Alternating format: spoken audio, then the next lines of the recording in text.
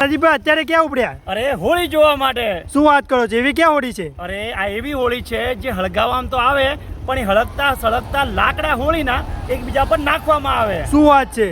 તમારે જોવી છે? અરે હા. તમારા ગામવાળા દુશ્મન છે કે શું છે? ના ના પ્રદીપભાઈ, આ તો વર્ષોની પરંપરા છે. દલજીભાઈ પટેલ, ભાણપુર ગામ, ઈડર તાલુકાનું. હોલિકા દહનની વાત કરીએ તો હોલિકા દહન આજથી મારા 800 વર્ષની પરંપરા ચાલી રહી છે.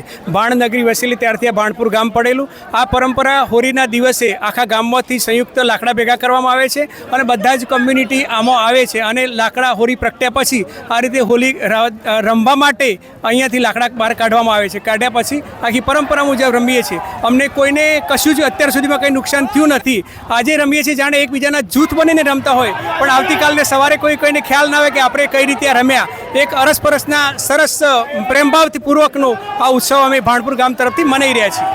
અને આ પરંપરા કેટલા વર્ષોથી ચાલી આવે છે? અંદાજિત 800 વર્ષથી આ પરંપરા ચાલી રહી છે. અને એનું અત્યારે યુવાધન હતું એના કરતાં પણ વધુ એકદમ ઉત્સાહથી, ઉમંગથી આ પ્રસંગને ઉજવે છે. આજનો પ્રસંગ ઉજવ્યા પછી કાલે આવતી ધૂળેટીના પ્રસંગ પણ અમારું આખું ગામ સંયુક્ત ભેગું થાય છે અને દરેકના જેવો બાબો હોય તેઓ આખું રાવણા રૂપે ભેગા થઈએ અને આખું ગામ સરસ એક આખા માહોલમાં ભેગું થઈ અને સરસ આ પ્રસંગને દીપાવે છે.